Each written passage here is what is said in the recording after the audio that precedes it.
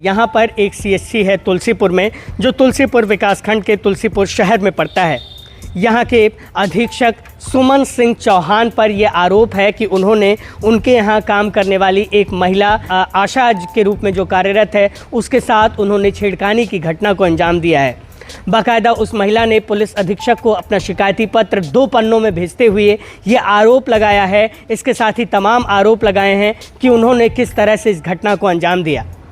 अब देखने वाली बात होगी कि स्वास्थ्य विभाग पर इस तरह से तमाम दायरों में उंगलियां उठती दिखाई देती हैं, लेकिन इस तरह से तमाम बार स्वास्थ्यकर्मी बचकर निकल जाते हैं। अब देखने वाली बात यह भी होगी कि सुमन सिंह चौहान इन आरोपों से कैसे निपटते हैं। अपने उच्च अधिकारी पर छेड़खानी जैसे गंभीर आरोपों को लगाने वाली आशा बहू ने मीडिया कर्मियों से बातचीत करते हुए क्या क्या बताया, ये आपको सुनना चाहिए। उसने न केवल अपने ऊपर लगाए गंभीर आरोपों को बताया, बल्कि यह भी खुलासा किया कि सुमन सिंह चौहान, जो कि तुलसीपुर सीएचसी के अधीक्षक हैं, वो अपने घर से दवाइयों की बिक्री करते हैं।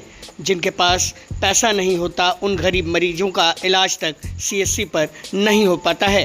सीएचसी घर पर घटना भवा, गर्भवती महिला का हम सुई लगवाएंगे नहा, सुई लगवाए के बाद में मरीज का नीचे बैठा दिहन और उसके बाद में हम उनके सास का लेकर लेटरिन में उन्हें गेट के सामने खड़ा कर दिहन। हम अंदर लेटरिन में गए। सुमन सिंह गए, पल्ला खोल कर आगे से ढकेल के लेटरिन में हल गए। सुमन सिंह कौन है? सुमन सिंह चौहान कौन है ये? सीएचसी पर क्या बोलते हैं, अधीक्षक, तुलसीपुर सीएचसी पे अधीक्षक। और हम कहें सर बाहर जाइए, हम आए थे मारे शर्म के, हम उनके लगे आई गन, हम घरे चली आए। एक दिन फिर डिलीवरी लेके गन, कहीं तो काजल लाली लगाए के ही खूबसूरत लागत थी। ओकरे बाद महीना में एक बार मीटिंग पड़त है। मीटिंग में सब आशाओं का कहते हैं कि हम इनके धोती खुलवा लेब, इनके हम पानी निकाल लेब, इनका रगड़ देब, और मरीज अगर डिलीवरी ले जाओ तो अगर रूम पर उनके दवा न ले तो मरीज के नाम आशा के नाम काट दे, चढ़े ना दे। अगर मरीज कोई गरीब है, ओकरे पैसा नहीं है, तो अंदर से दवा नहीं दे दिए, अपने रूम पर दवा दिए। ओकरे बाद मरीज का छुट्टी 24 घंटे ब्लैक करते हैं। हाँ, अपने रूम से दवा बेचते हैं। हाँ, इसका कोई साक्ष्य है आपके पास या आप ऐसे ही कह रहे हैं? नहीं, मरीज हमारा दवा लिए जा गवा रहा। तो कोई मरीज है आपके पास जो बता देगा कि ये दवा लेने गया था? हाँ, किसी का नाम आपको याद हो? हाँ, तो जो है ये मरीज वहाँ से दवा खरीदते हैं? हाँ, मरीज वहाँ दवा खरीदी। सरकारी अस्पताल से इलाज नहीं मिलता है उन्हें? हाँ, अपने रूम पर का बोला था आयरन बेचत हैं, 500 रुपया आयरन कर दिया था, वो का अंदर लागत है, वो कई रुपया लिया था। और अगर कोई गरीब है, अगर अस्पताल में डिलीवरी है, उनके रूम पर दवा ना लियो तो मरीज रिफंड नहीं करता। हाँ, चाहे कोई प्राण चला जाए, लेकिन रिफंड नहीं करता। तो आपने ये जो गंभीर आरोप लगाए हैं सीएचसी अधीक्षक पे, क्या इसकी आपने किसी उच्च अधिकारी से शिकायत भी की है? हाँ, की है ना शिकायत। किसके पास किया है आपने?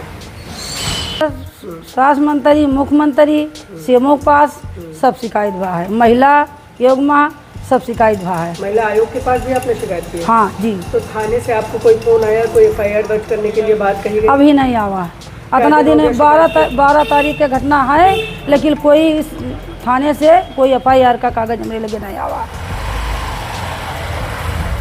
आप क्या चाहती हैं इस पे? क्या चाहिए थे, कार्रवाई हुए, ऐसे सबका भी इज्जत करिए। इतना कर्म, यही घटना बड़ेरिया भवा, यही घटना पूनम के साथ भवा, और कोई अस्पताल के कर्मचारी इनसे कोई सुखी ना है, सब पीड़ित हैं। तो इनके ऊपर कार्रवाई क्यों नहीं हुई कभी? कहा था कि हमारे पैसा है, हमारे पैसा के वजह से हमारे कोई की सुनवाई कहूँ ना हुई। क्या साल से हैं यहाँ पर ये करीब 8 साल से ही यहाँ हैं। और ये लगातार ऐसे ही कर रहे हैं? ऐसे करत हैं। हाँ। आप लोगों ने जब कभी आवाज़ उठाई तो क्यों दबा दिया गया आप लोगों की आवाज़ को? अब कोई डर के मारा कोई आवाज़ नहीं उठाता है, कि डर के मारे कोई आवाज़ उठावे। इतना ही नहीं, जब एक गांव में तैनात एक आशा ने अपने ही उच्च अधिकारी पर इतने गंभीर आरोप लगाए, तो उसके परिवारजनों को भी इसके परिणाम को भुगतने के लिए धमकियां दी जाने लगी। आरोप है कि डॉक्टर सुमन सिंह चौहान ने एक निजी अस्पताल पर आशा बहू के बेटे को बुलाकर न केवल धमकाया बल्कि उससे कहा कि आपको इसके लिए गंभीर परिणाम भुगतने पड़ेंगे। आपका जो मेडिकल स्टोर चल रहा है उसे बंद करवा दिया जाएगा और आपको कहीं का नहीं छोड़ा जाएगा। सुनिए आशा बहू के बेटे ने क्या कहा। हमको बुलाया गया था हरिया चौराहे पे और सुमन सिंह चौहान जी थे। मम्मी का मैटर था जो अभी आरोप लगाई हैं, उसमें बुलाया गया, समझाया गया। हमने कहा जो आरोप जिसके साथ जो घटना हुई है वो सहेगा थोड़ी ना, भाई गलत होगा तो कुछ ना कुछ आवाज़ उठाएगा। और उसके बाद में उन्होंने बहुत समझाया, तुम करोगे ये कहेंगे वो कहेंगे, नहीं तुम्हारा दुकान वो मेडिकल स्टोर बंद करवा देंगे, ये वो है। तो हमने कहा मेरे पास लाइसेंस है, अब आप मुझको काहे बंद करवाएंगे। और उसके बाद में उन्होंने कहा तुम कितने गरीब हो, पैसा दे के मेरे इतना लड़ नहीं पाओगे, 2-4-10 लाख कहीं भी खर्च कर दूंगा। आपके मेडिकल को क्यों बंद करवाने की धमकी दी उन्होंने? अब यही मम्मी की वजह से, भाई उनके एरिया में आ रहा है, कुछ भी करा सकते हैं वो, ऐसे बोले। तो क्या आप लोगों को कोई डर है उनसे? अब डर तो बिल्कुल है भाई, हम छोटा मोटा 200-400 रुपया पा जाते हैं दिन में। मेडिकल लाइसेंस है मेरा, दवा सब लाइसेंस पे पक्का बिल पे आता है। आपने कोई डिग्री कर रखी है? जी, डिप्लोमा इन फार्मेसी कानपुर से।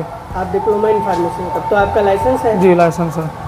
आप खुद दवाइयाँ किसी डॉक्टर के प्रिस्क्रिप्शन पर बेच सकते हैं? जी। तो कह रहे हैं कि ये भी नहीं बेचने देंगे? जी कह रहे हैं इसमें भी किसी न किसी तरह से मैं बंद करवा दूँगा।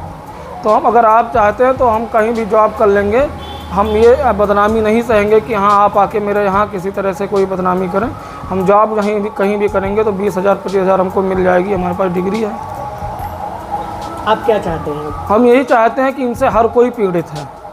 आप इनके चाहे अधिकारी हो निचले स्तर के, चाहे आशा हो, चाहे उनके सामने के जितने भी मेडिकल स्टोर, पैथोलॉजी, अन्यथा अन्य नागरिक जो इनके यहाँ इलाज कराने जाते हैं या और कोई भी, इनकी पहली बात जिस पद पे ये हैं इनके पास वो गरिमा नहीं है, बात करने की शैली नहीं है।